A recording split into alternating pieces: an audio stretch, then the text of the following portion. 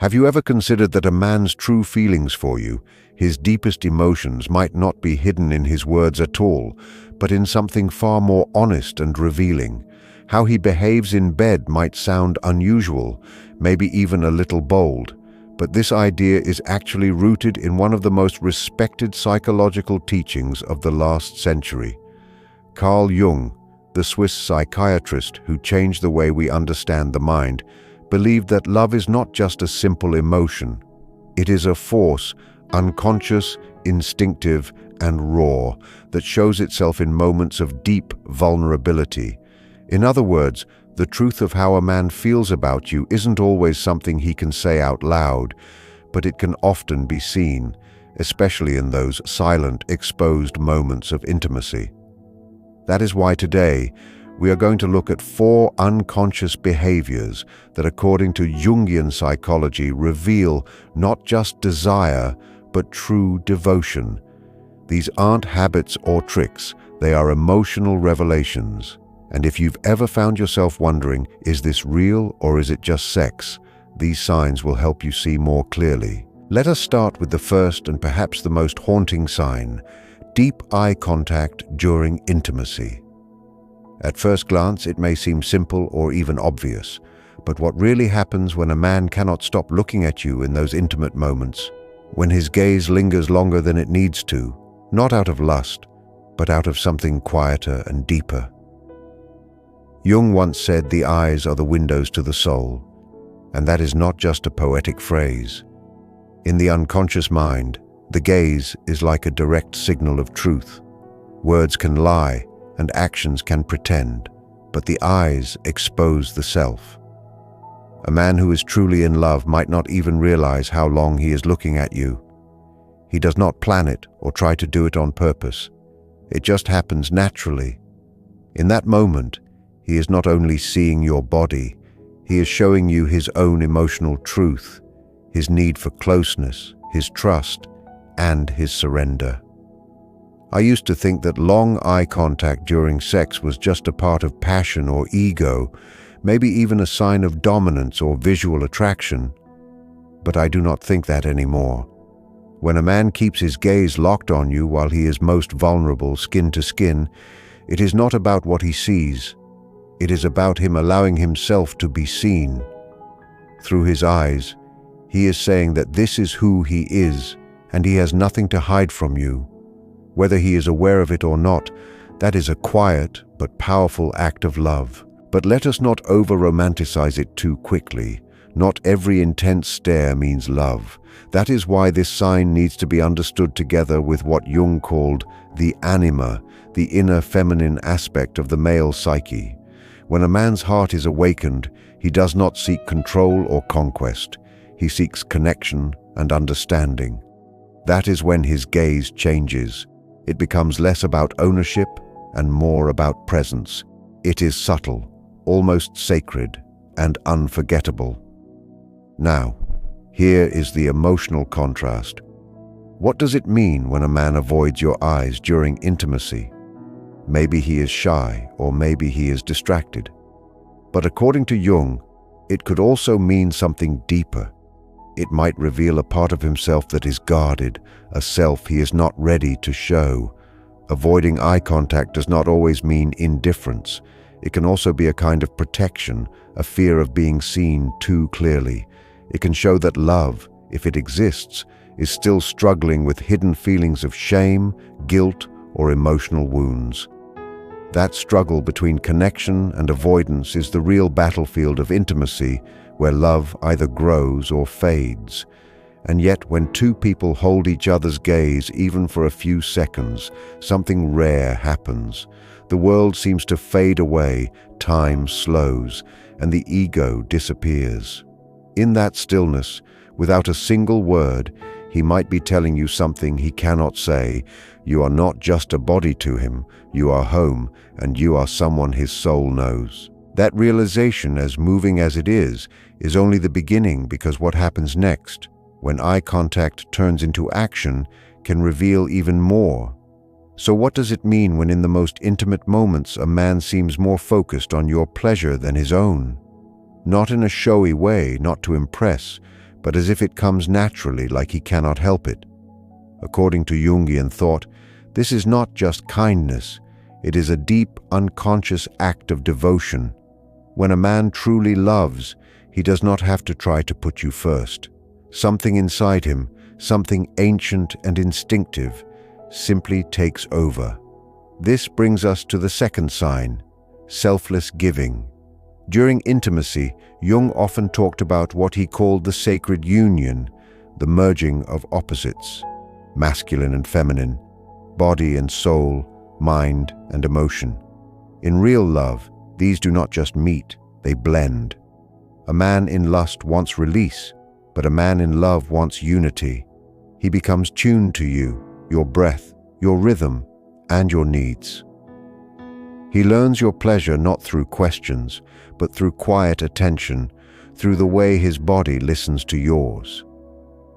When that happens, his pleasure becomes intertwined with yours. You will notice it in the smallest gestures, the way he slows down when you need time, the way he softly asks if that was good for you, not from insecurity, but from genuine care. You will feel it when he remembers what made you tremble last time and brings it back, not to show off, but to honor what you share. He begins to care less about how he performs and more about how you feel. That shift from performance to presence is where love truly lives. And here is the deeper truth. This kind of giving is more than physical.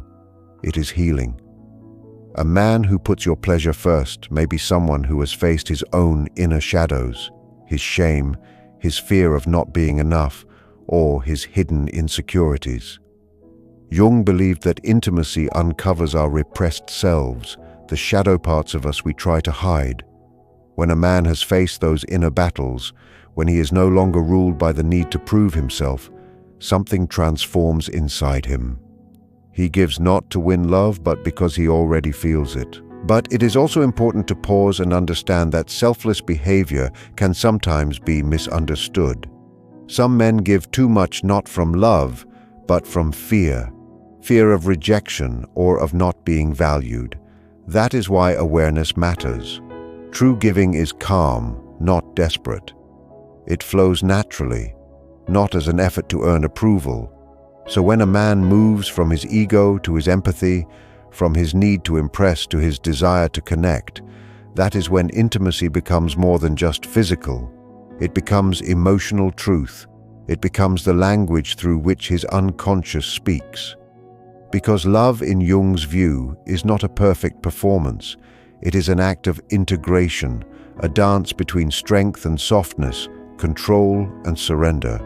It is where the mind and the body, the masculine and the feminine, finally meet, not as opposites, but as reflections of one another.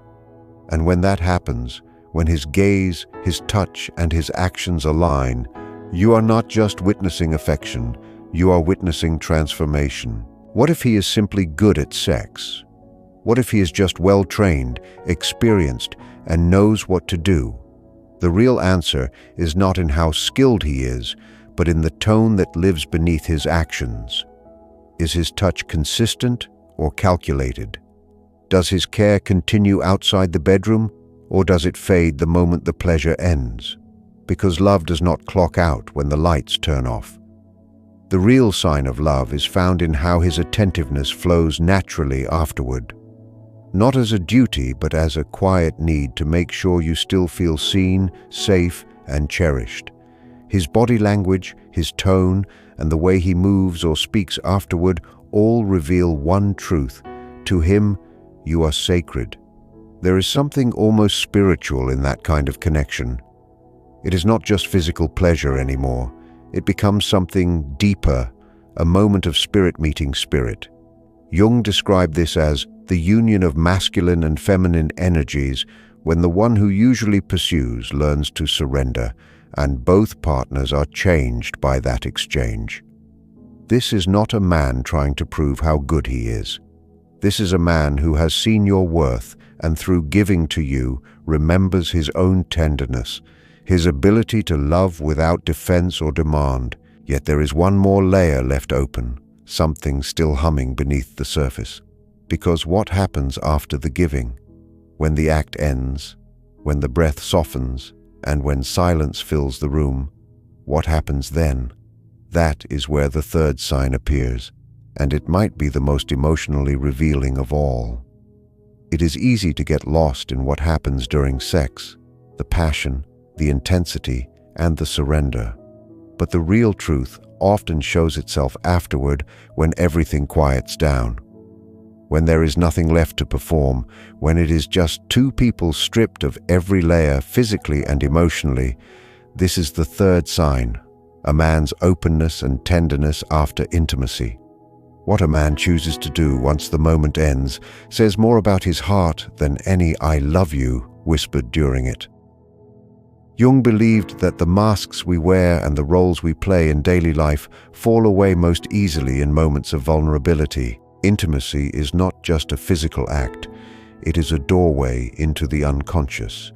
And when a man truly loves, his behavior after sex becomes like an emotional truth serum. He might not realize it, but in that gentle afterglow, when his ego is quiet and his heart is still open, he shows you exactly who he is.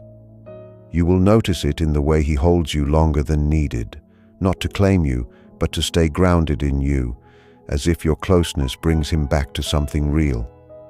You will hear it in his softer voice, the slower rhythm of his words, and the way he might suddenly share a story or a thought he has never spoken before. Maybe he traces his fingers along your skin, not out of habit, but as a way of reminding himself that you are still there and still real. Or maybe he simply rests his forehead against yours, breathing with you in silence, saying everything without saying anything at all. These quiet gestures are not random. They are signs of emotional safety. Jung called this the integration phase, the point where light and dark, masculine and feminine body and soul begin to merge. A man who stays emotionally present after sex is not just offering comfort. He is allowing himself to remain open and unguarded. That kind of vulnerability is rare because most men are taught that strength means detachment and that to be masculine is to pull away before things get too close. So when he does not retreat, when he lingers instead of distancing himself, and when he chooses to stay instead of leaving, he is breaking a pattern that has been ingrained in him. That is not just affection, that is courage. That is defiance against old emotional walls. But not every man can stay there easily. Some men disappear emotionally after sex, not because they do not care, but because they do not know how to remain open. Their defenses return quickly, and their mind rebuilds the armor. They shift from softness back to safety. For a woman who is emotionally connected, that sudden absence can feel painful, like the silence that follows a song you were not ready to end. That is why when a man does not vanish, when he stays with you in the stillness, it is powerful. It means he is not just physically present, but emotionally choosing to remain. Even after the peak moment has passed, he is still there, still connected, and still real. And in that closeness lies a deeper vulnerability, because when a man truly loves you, staying after sex is not just about comfort, it is a confession. He might start to share pieces of himself he normally hides, childhood memories, private fears, or small insecurities. He might seem softer, smaller, and more human than you have ever seen him. And that is the proof. He trusts you not only with his body, but with his soul. That is not seduction, that is surrender. I once believed that emotional openness after intimacy was something you had to earn, that a man only shared that side once he was serious. But I understand now that it is not about time, it is about trust. And trust does not always come through words. Sometimes it is shown in silence, in the way he reaches for you in the dark or whispers something meaningless just to keep the connection alive a few moments longer. Those small things are not strategies. They are signs of the unconscious surfacing, of the soul quietly saying, "This is safe and I can stay here." But the body has its own way of speaking too. It has its own language, a rhythm, a movement, and a pattern that we do not consciously control. And when love is genuine, that rhythm does not end with climax. It deepens and becomes something shared and sacred. This brings us to the fourth and final sign. There is a kind of intimacy that no words can describe. It is silent yet powerful, a current that moves between two people who have stopped trying to impress and have simply begun to exist together. When love is true, when the connection runs deeper than reason, it is not loud and it is not planned. It just is. This final sign is the hardest to see, but the easiest to feel: synchronized movement and unconscious mirroring. You do not plan to breathe at the same time. You do not think about adjusting your position together. You do not plan the rhythm or the moments of stillness. They just happen. Your bodies fall into the same pattern like a dance you both somehow already know. Jung called this participation mystique, a kind of ancient connection where the line between self and other begins to fade. When a man is deeply bonded with you, even his nervous system begins to align with yours. His breathing, his heartbeat, and his movement all start to match yours without either of you trying. This is not just poetic, it is biological. It is what happens when two people reach a level of emotional safety so deep that the body itself joins the conversation. In those moments, it is not about dominance or submission, giving or taking. It is about unity. It is about the simple, wordless truth that for a few seconds, or maybe forever, two people have become one shared experience of love. Scientists now call this limbic synchrony, the moment when two people's inner worlds quietly align. Your heartbeats begin to fall into rhythm, your tiny movements reflect one another, and your energy flows together without either of you trying. But what is most revealing is not just this physical harmony, it is the deep emotional safety that makes it possible. Because this kind of mirroring cannot happen when walls are up or when trust is missing. It only unfolds when both people's unconscious minds feel safe enough to relax, to stop controlling, and to simply connect. You will notice it in small, almost invisible ways. The way his hand finds your waist at the exact moment you start to move closer, the way your breathing turns into the same slow rhythm like a shared lullaby, and the way silence between you feels full, not empty. A man who mirrors you unconsciously is not copying, he is resonating. His body is responding to yours naturally without thought, and that resonance is the truest proof that he does not see you as separate. He feels you as part of himself, not in a way that is possessive, but in a way that feels sacred, like coming home to something ancient and whole. Now, we return to the question that has been quietly waiting since the beginning. Why do some loves feel like they have existed forever, even before the first touch? Why does a single glance, a sigh, or a quiet moment feel less like discovery and more like recognition? Jung believed it is because when a man falls deeply in love, he is not just meeting you, he is meeting a reflection of his own inner feminine, his anima. In that reflection, everything feels strangely familiar. That familiarity gives birth to a kind of unspoken synchronization, not just in body, but in emotion, thought, and breath. Your body becomes a memory he did not know he carried. Your presence awakens something ancient and inevitable in him. That is why your movements align and why you seem to know each other's rhythms without ever speaking. But there is a deeper reason this matters. Synchronization is not just romantic. It is revealing because it cannot be faked. Unlike gestures or sweet words, it bypasses the mind completely. It comes straight from the unconscious. When his body moves in tune with yours, when his stillness rises as yours does, and when his hand reaches you before you even ask, it means something both simple and profound. He is not performing. He is present, fully present, not just physically, but emotionally and spiritually. His whole being is meeting yours. That is why casual encounters, no matter how skilled, rarely reach this level of connection. In those situations, the body stays cautious and the nervous system is alert. Each person moves to their own rhythm, careful not to cross invisible lines. The body performs, but it does not remember. The heart participates, but it does not surrender. But when love is real, those barriers fade. The body stops pretending and begins to remember. That is the beauty of mirroring. It is not about imitation. It is about mutual surrender. It is the psyche quietly saying that this is safe, this is whole, and this is home. And just like that, the four signs come together not as checklists to judge love by, but as experiences you can feel. Deep eye contact, selfless giving, emotional openness after, and wordless mirroring. They do not demand attention, they whisper.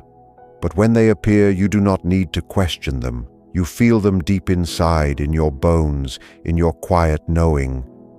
Because true love does not always declare itself with grand gestures or perfect words. It shows itself in the spaces between them.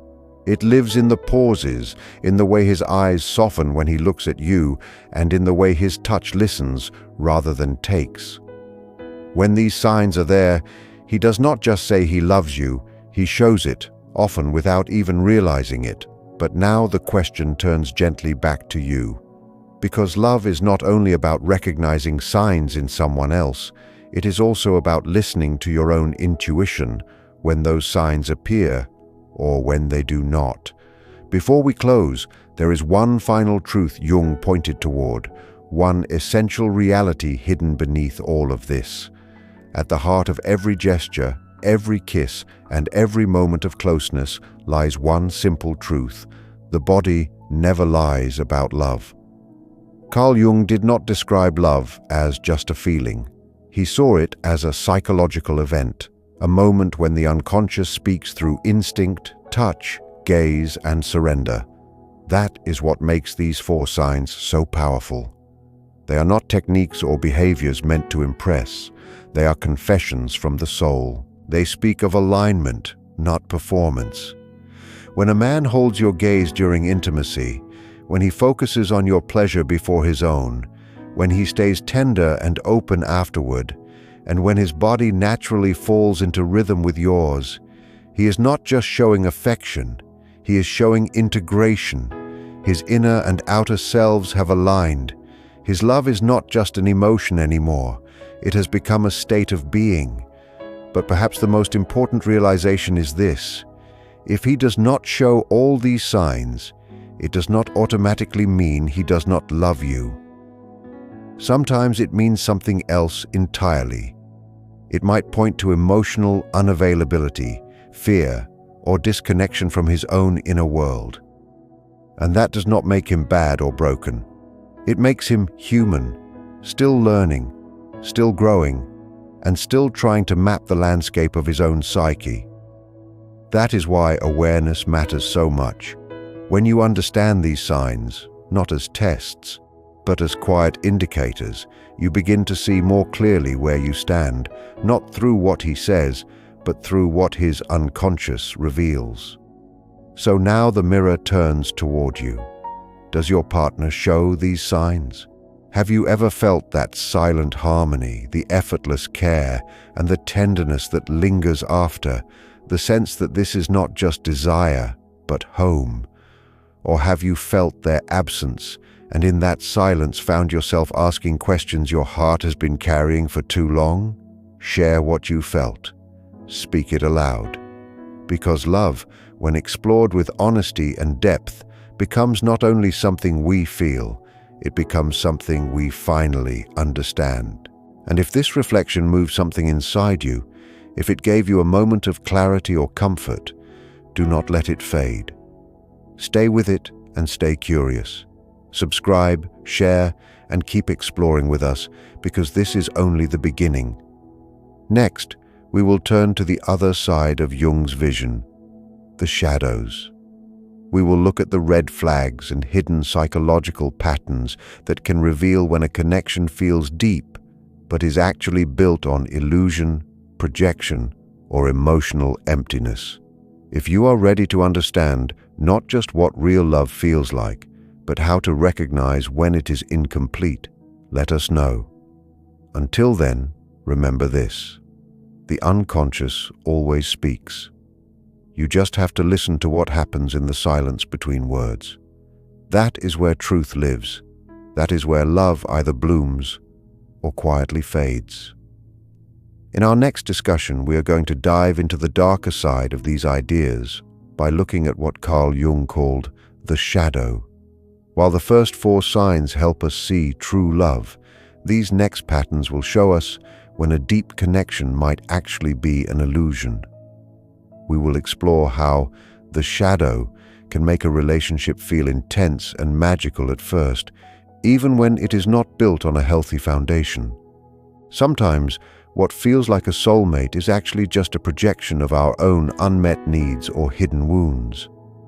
We will talk about the red flags that suggest a man is not truly connecting with you, but is instead acting out of his own internal confusion or emotional emptiness. Understanding the shadow is just as important as recognizing the light.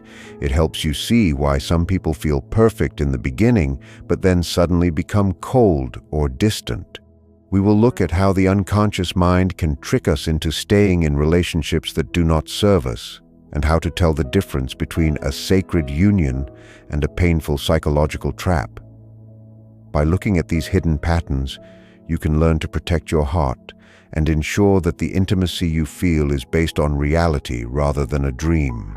This next step is all about gaining the clarity you need to choose a love that is not only deep, but also healthy and lasting. Now we are going to look at the darker side of Jung's ideas, moving from the signs of love to the patterns of the shadow. While the first 4 signs show us true connection, there are other behaviors that can feel just as intense, but are actually built on something very different. Sometimes, what we think is a deep bond is actually a psychological trap. Jung believed that the parts of ourselves we hide or do not understand, our shadow, often come out in our most private moments. If you have ever felt a powerful pull towards someone that later turned into confusion or pain, you are likely dealing with these hidden patterns.